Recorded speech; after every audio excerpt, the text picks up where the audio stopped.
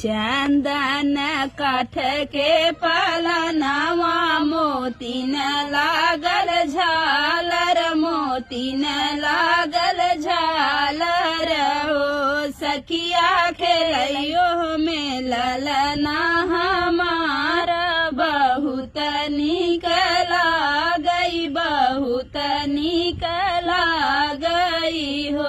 सखिया खेलैयो में ललना हमार बहुत निक लागई बहुत निक लागई हो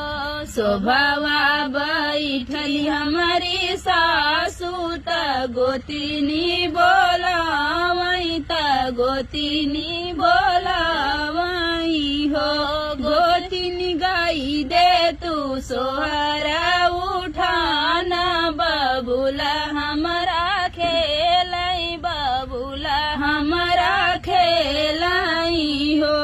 गोतिनी गाई दे तू सोहरा उठाना बबुला हमारा खेलाई बबुला हमारा खेलाई हो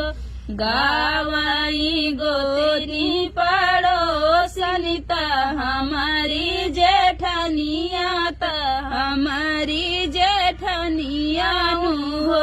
सखिया नाचैना नदिया हमारा कगन भौजी ले बई कगन भौजी ले बई हो सखिया नाचैना नदिया हमारा कंगन भौजी ले बई कंगन भौजी ले बई हो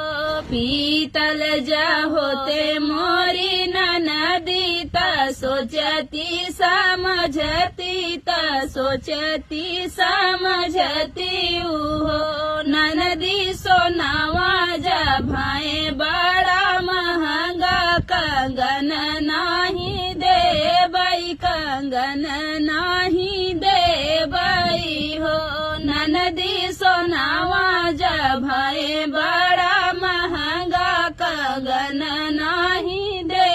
बई कंगन नाही दे बई हो जाऊ तोहरे नैहरे के होते त सोचती समझती त सोचती समझती हो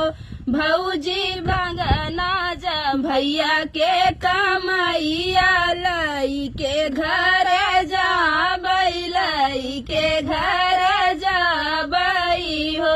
भौजी बंगना जा भैया के कमाइया लई के घर जा बई लई के घर